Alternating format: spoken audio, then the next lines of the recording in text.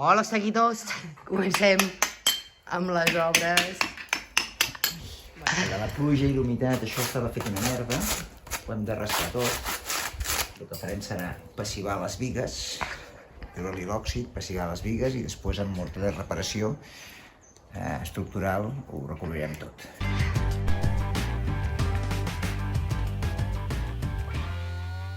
Doncs vinga, anem pas a pas. Com hem dit, comencem per preparar la superfície, rascar la pintura desenganxada, traient el morter fet malbé i assegurant-nos de treure tot l'òxid de les bigues.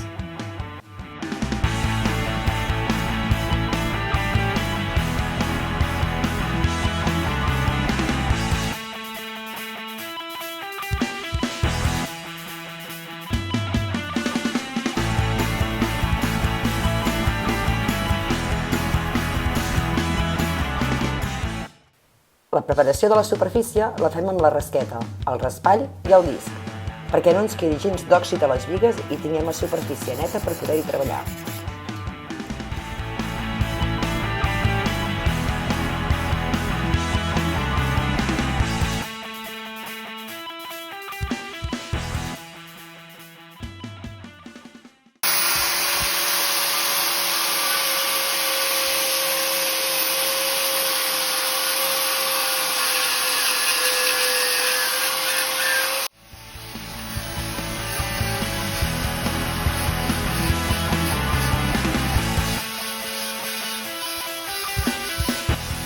Mentre estem preparant la superfície, jo aprofito per anar netejant la resta de sostre, que diria que en tenim per uns quants dies.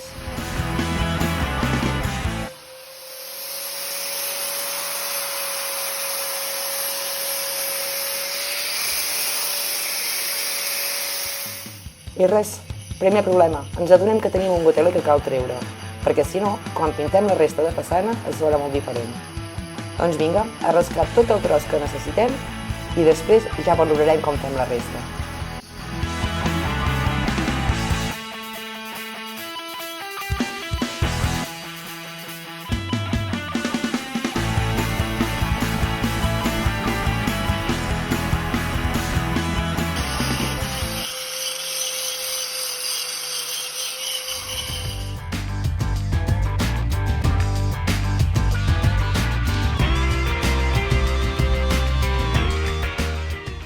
Ho estic fent un morter de reparació estructural, que a més és passivador.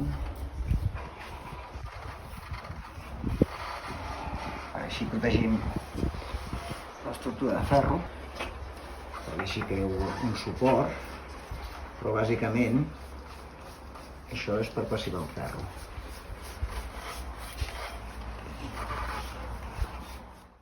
I com hem explicat, un cop tota la superfície neta, passivem amb el morter de reparació estructural. Quan parlem de passivar, ens referim a tractar la superfície metàl·lica per tal de formar una capa protectora contra la corrosió. Això ho fem amb una capa molt fina de morter molt diluït amb aigua, de manera que el puguem estendre amb un pinzell.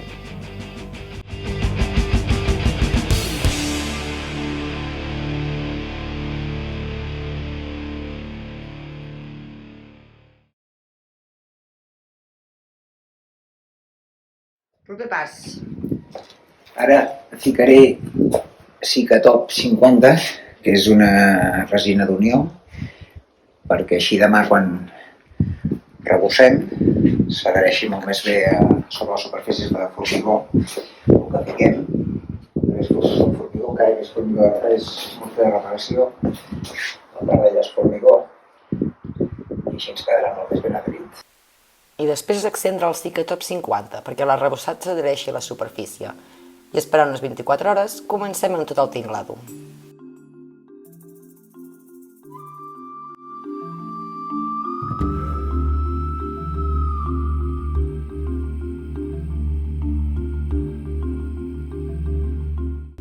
El tinglado el muntem en puntals, que té el seu punt.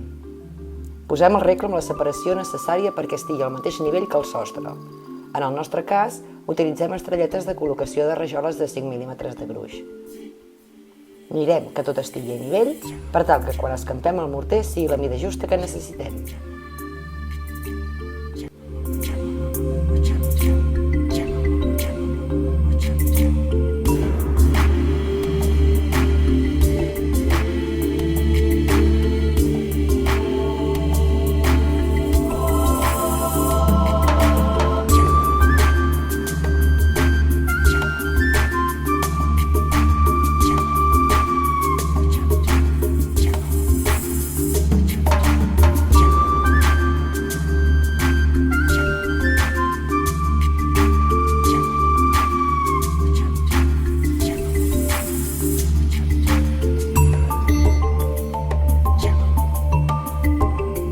comencem amb el morter.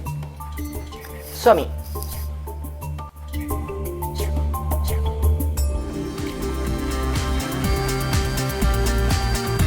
En aquest cas, el morter el fem de manera manual, perquè el morter s'asseca molt ràpidament i així evitem haver de llançar material. Buscarem una textura adient perquè al col·locar-lo no ens llisqui per la paret.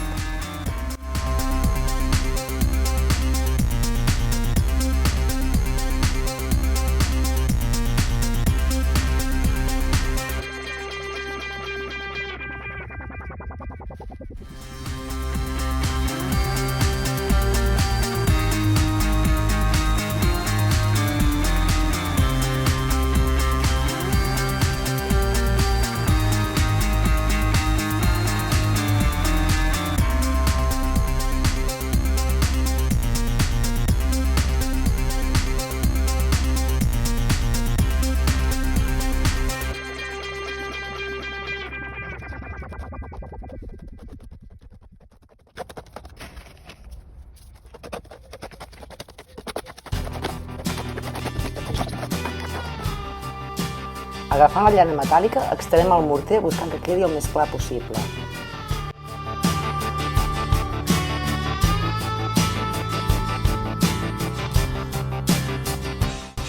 Més endavant, amb el morter una miqueta més sec, hi passarem la llana d'esponja per acabar-lo de lliçar.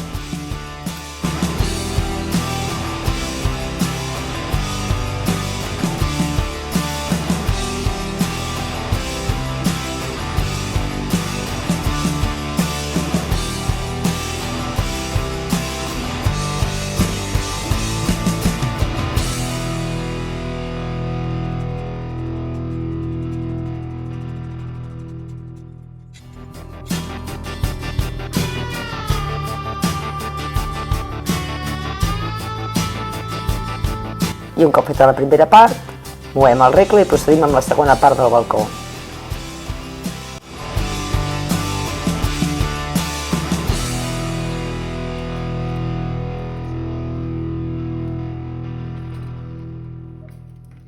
I amb què l'aguantaràs? No ho sé. Amb les mans. Quan arribi al tope, amb la mà.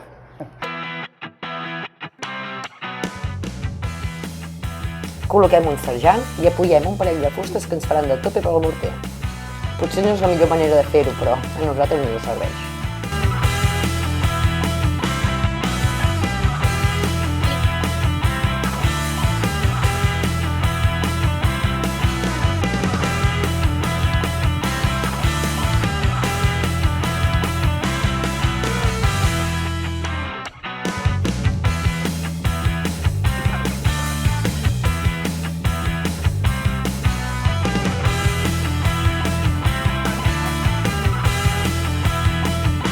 I ben fet!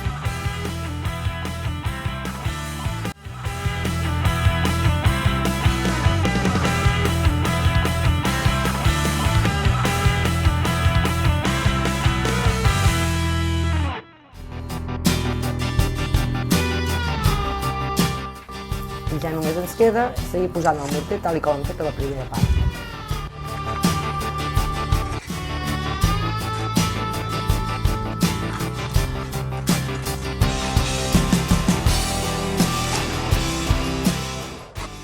Al tenir el regle posat, ens surt una petita quantitat de morter per la part del sostre. Per tant, anem treballant des dels dos cantons per tal que no ens quedin imperfeccions.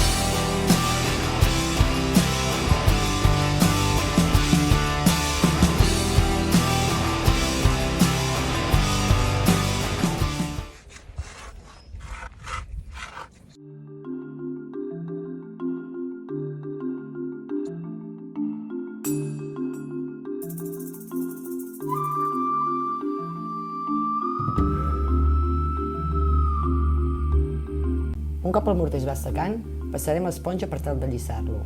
Seguidament, quan estigui prou sec, retirarem els regles.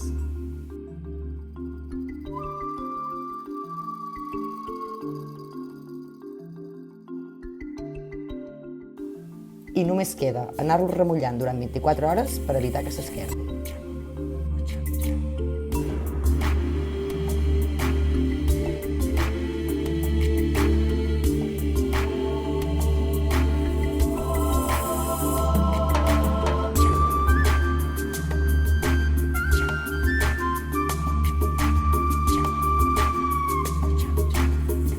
Quan està completament sec, ens ficarem amb la part del sostre. Així, evitarem crear desperfectes en la part que ja està feta.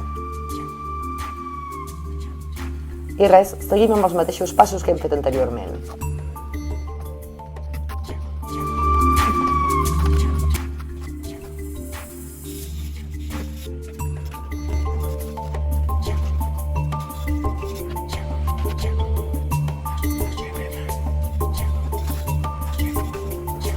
Cica, morter de reparació extès amb la llana metàl·lica, passarem un regle per anivellar-ho bé, llana d'esponja i anar-ho remullant.